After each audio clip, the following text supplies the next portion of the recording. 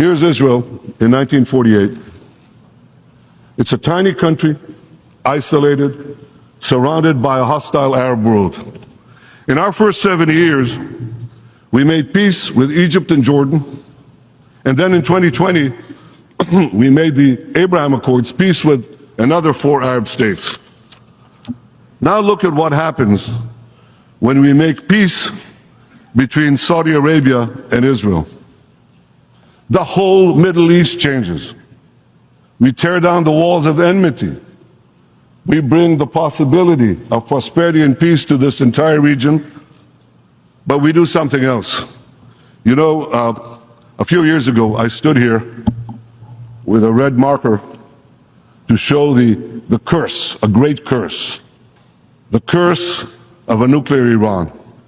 But today I bring this marker to show a great blessing, the blessing of a new Middle East between Israel, Saudi Arabia, and our other neighbors. We will not only bring down barriers between Israel and our neighbors, we'll build a new corridor of peace and prosperity that connects Asia through the UAE, Saudi Arabia, Jordan, Israel, to Europe. This is an extraordinary change, a monumental change, another pivot of history.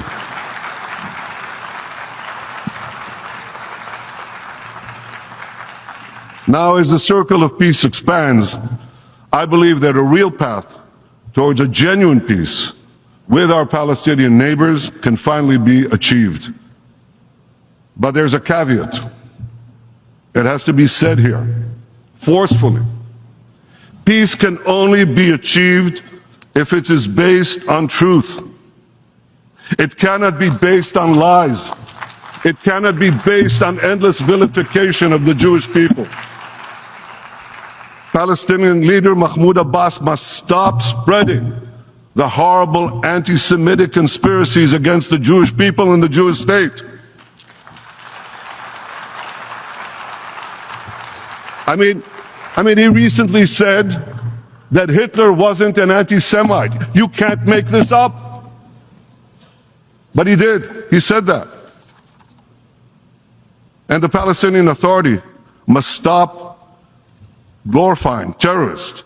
They must stop its ghoulish pay-to-slay policy of giving money to Palestinian terrorists for the murder of Jews. This is all outrageous. It must stop for peace to prevail.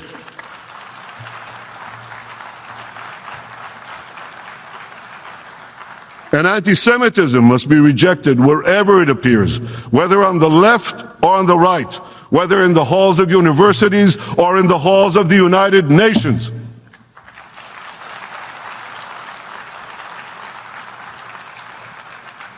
For peace to prevail, the Palestinians must stop spewing Jew hatred, finally reconcile themselves to the Jewish state. By that I mean not only to the existence of the Jewish state, but to the right of the Jewish people to have a state of their own in their historic homeland, the land of Israel.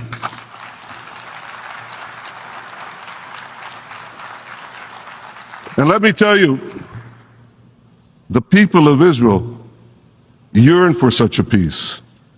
I yearn for such a peace. As a young soldier over half a century ago, my comrades and I in Israel's Special Forces faced mortal dangers on many fronts, on many battlefields, from the warm waters of the Suez Canal to the frozen slopes of Mount Hermon, from the banks of the Jordan River to the tarmac of Beirut Airport. These experiences and other experiences taught me the cost of war.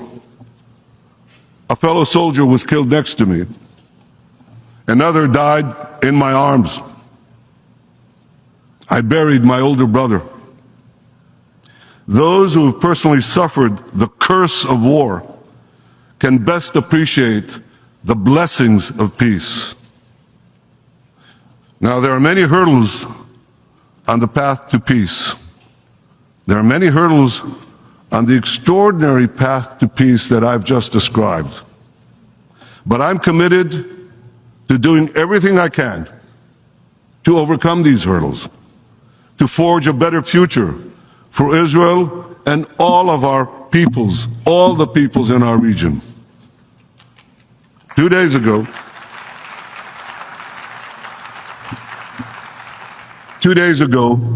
I discussed this vision of peace with President Biden.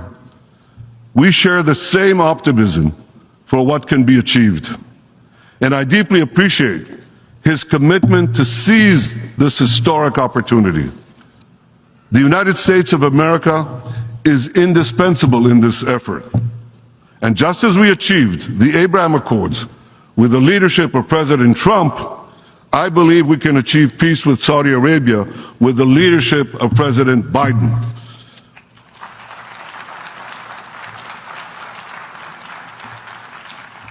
Working together with the leadership of Crown Prince Mohammed bin Salman, we can shape a future of great blessings for all our peoples.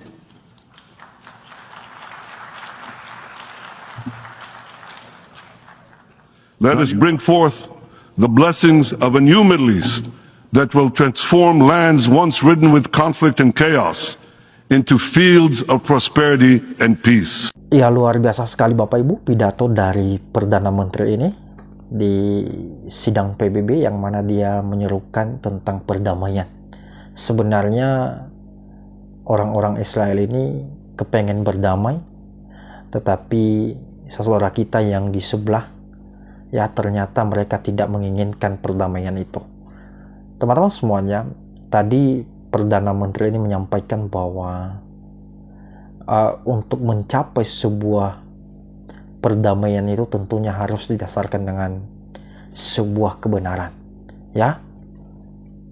Jangan didasari dengan kebohongan. Jangan didasari dengan tuduhan-tuduhan yang tidak terbukti, ya. Selama ini kita menganggap bahwa yang terzolimi itu adalah saudara kita Palestina. Tetapi setelah saya mendengar penjelasan dari Perdana Menteri Israel ini, yang mana dia menyampaikan bahwa selama ini negaranya ini dituduh Zionis, dituduh terorisme, warganya dibunuh, ya. Dia mengatakan, apakah ini sebuah keadilan? Tentunya ketika kita merasa dizolimi, ketika kita dituduh, ya, maka tentunya kita akan membela diri kita. Dan itulah yang dilakukan mereka saat ini.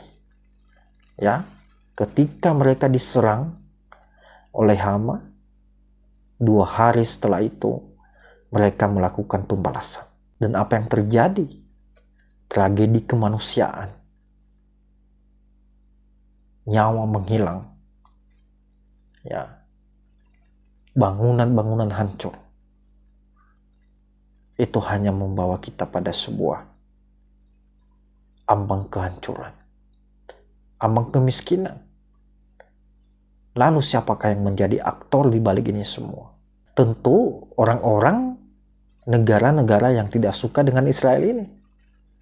Ya, mereka mengadu domba antara Palestina dan Israel sehingga terjadi sebuah konflik. Yang dirugikan siapa? Sama-sama rugi. Palestina juga rugi, Israel juga rugi. Jadi teman-teman semuanya, saya berharap marilah kita belajar, marilah kita dengan bijak, ya, untuk menanggapi kasus ini. Ya, marilah kita belajar tentang sejarah, marilah kita belajar dari sumber primer. Ya, jangan hanya karena media-media yang memberitakan sebuah berita yang belum tentu itu adalah sebuah kebenaran, lalu kita mengambil satu kesimpulan, lalu kita menyalahkan negara ini, menyalahkan ini. Pada dasarnya itu hanyalah sebuah kebohongan. Terima kasih dan Tuhan Yesus memberkati kita. Amin.